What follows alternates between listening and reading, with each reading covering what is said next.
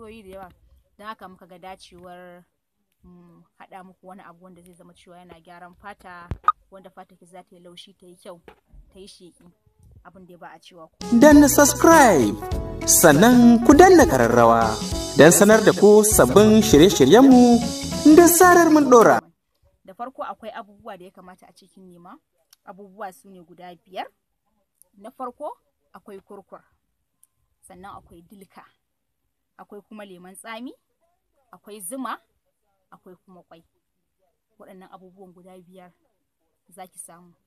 In kika sami sai ki haɗe su guri ɗaya, ki kwaɓa su kamar yadda ake kwaɓin lalle, amma kwaɓin ya fi na lalle ruwa. In kika haɗe su gaba ɗaya kika kwaɓa, shikenan. Bayan kin kwaɓa su sai ki samu sai ki shafa a fuskarki in ya fuska kike so. In kuma da jiki gaba ɗaya sai ki shafa jikinki gabaki ɗaya.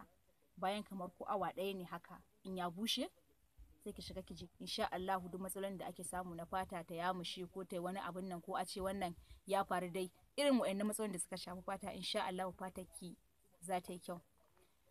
Za mu haɗa muku waɗansu abubuwan kuma wanda ya shafi man shafawa da za a shafa a jiki, sannan kuma akwai abin da ya shafi gyaran kafa, ita ma musamman ana fama da ita a daidai wannan lokacin da sanyi.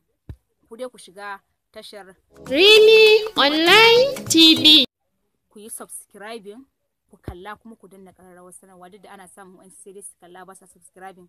So amfanin subscribing din shine idan kika shiga kika kalla kika yi subscribing, ko ka shiga kalla kai subscribing, shine in ka yi subscribing din, da zarar mun ɗaura sabon abu ka danna ƙararrawar sanarwa kai subscribing, muna ɗaura sabon abu insha Allah wannan nan zai so gare ka ba tare da wannan ba.